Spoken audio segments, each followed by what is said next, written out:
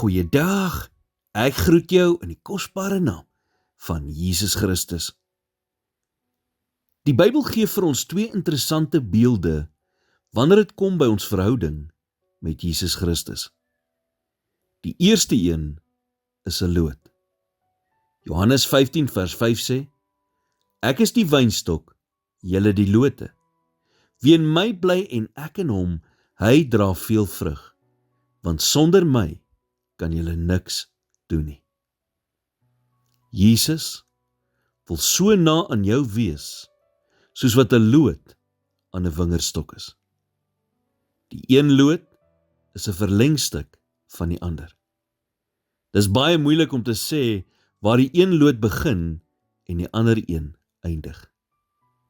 Die loot is nie net aan die wingerdstok verbind die oomblik wat hy vrug dra nie. Die tuinier hou nie takke in 'n boks en plak dit dan aan die wingerdstok op die dag wat hy wil druiwe hê nie. Nee, die loot trek voortdurend voeding uit die wingerdstok.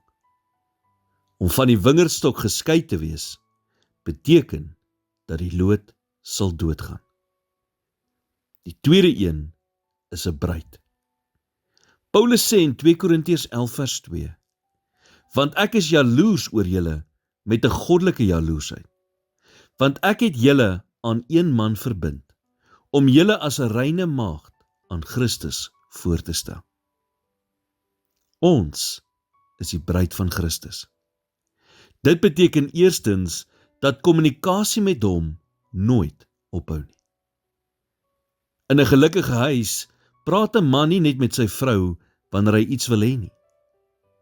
Hy kom nie net inloer wanneer hy 'n goeie maaltyd of 'n skoon hemp wil hê nie. Nee, gesonde huwelike het voortdurende kommunikasie. Soms gaan ons na God toe met ons vreugdes, soms gaan ons na hom toe met ons seer, maar ons gaan altyd na hom toe. En hoe meer ons gaan, hoe meer word ons soos hy. Mense wat baie jare saam is, begin later eners klink, eners praat en selfs eners dink. Net so gebeur dit, dat ons wat saam met Jesus wandel, later sy beginsels aanneem. Here, U is die wingerdstok en ek is die loot. Help my om aan U geheg te bly, sodat ek goeie vrug kan dra. Maak my 'n toegewyde bruid, wat in konstante kommunikasie met U is, nie net wanneer ek iets nodig het nie. In Jesus naam bid ek dit. Amen.